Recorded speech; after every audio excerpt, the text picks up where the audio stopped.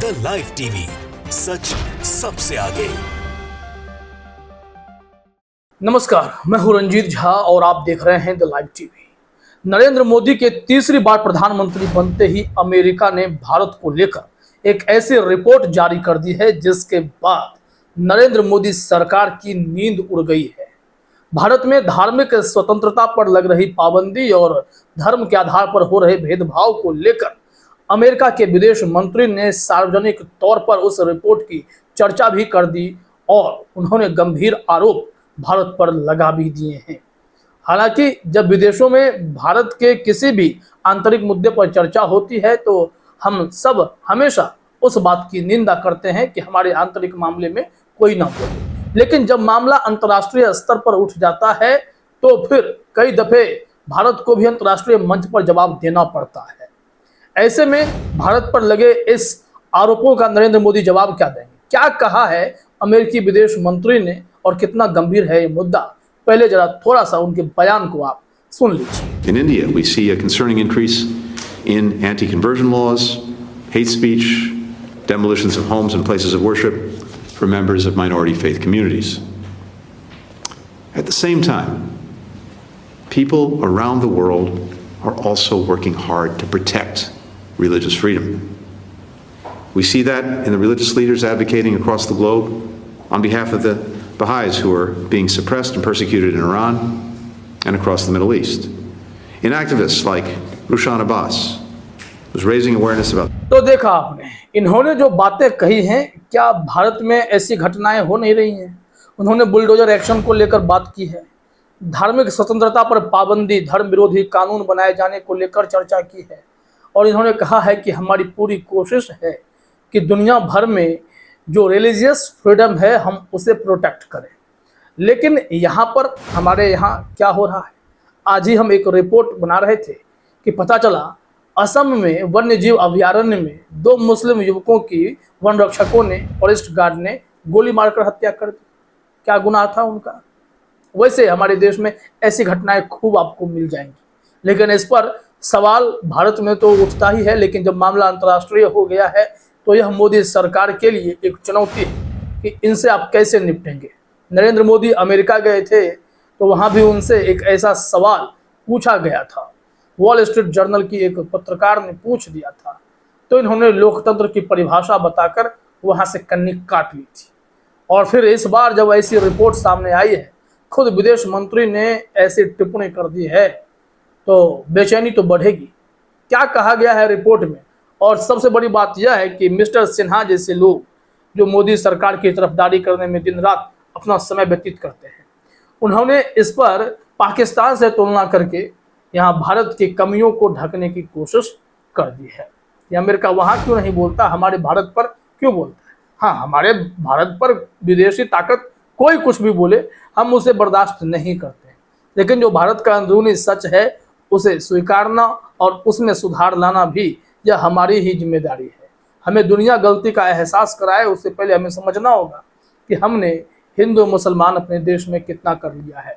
Mister Sinha ने Blinken साहब का वो वीडियो शेयर करते हुए लिखा है, minorities under attack in India USA. USA का कहना है कि अल्पसंख्यक भारत में सुरक्षित नहीं है, खतरे में है।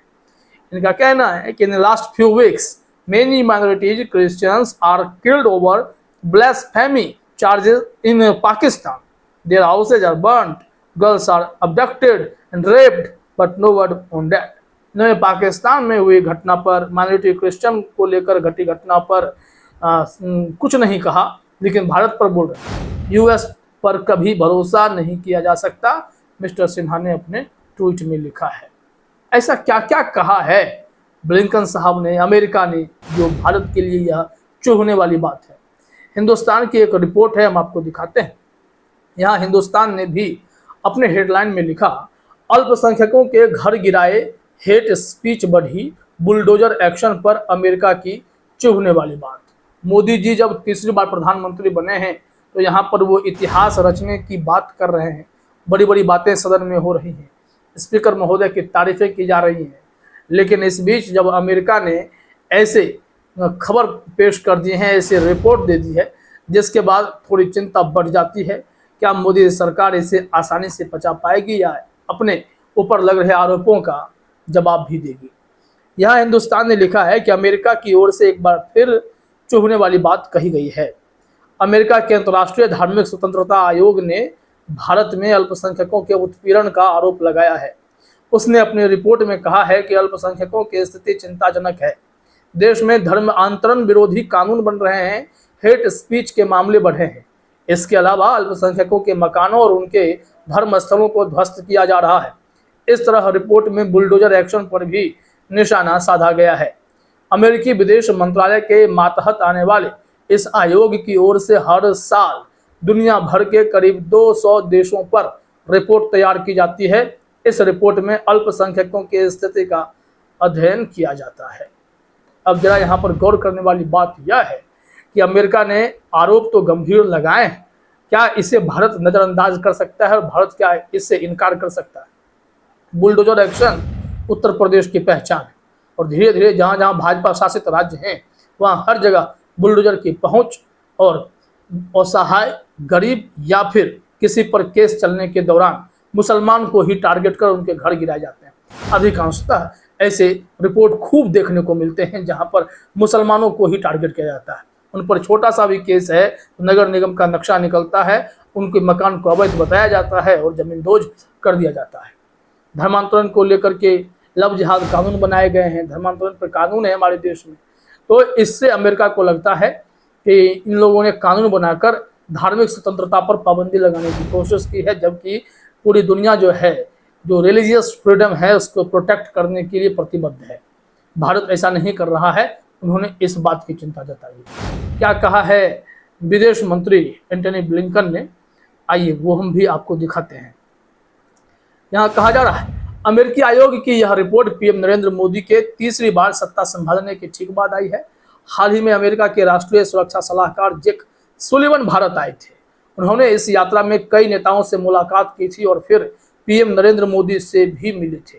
ऐसे में इस यात्रा के ठीक बाद अमेरिकी आयोग की चुभने वाली रिपोर्ट उल्लेखनीय है। सोमवार को ही अमेरिकी विदेश मंत्री एंटनी ब्लिंकन ने मीडिया से बात करते हुए कहा था, हम देख रहे हैं कि भारत में धर्मांतरण विरोधी कानून बनाए जा रहे हैं, हेट स्पीच के मामले बढ़े हैं। इसके अलावा अल्पसंख्यक समुदाय के लोगों के घरों और उनके धार्मिक स्थलों को भी गिराया जा रहा है।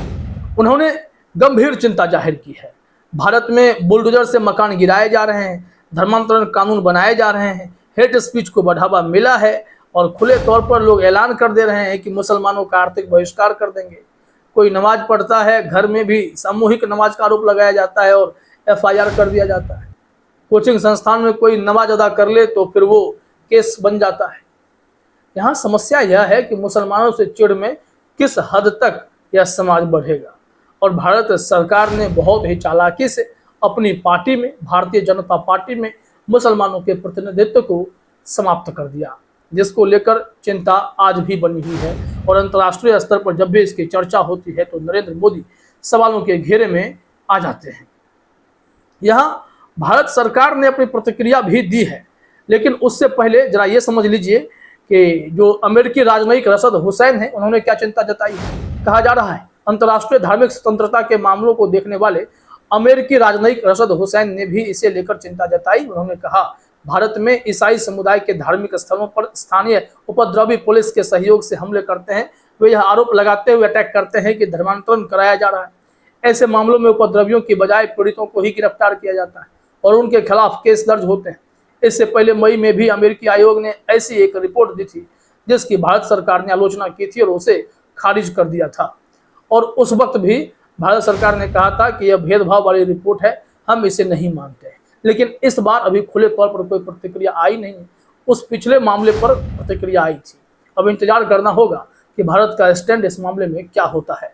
फिलहाल तो मोदी सरकार के बारे में इन लोगों ने पोल पट्टी खोल दी है। इस वीडियो में फिलहाल इतना ही। आप सभी का हमसे जुड़ने के लिए बहुत बहुत धन्यवाद। द लाइव टीवी, सच सबसे आगे।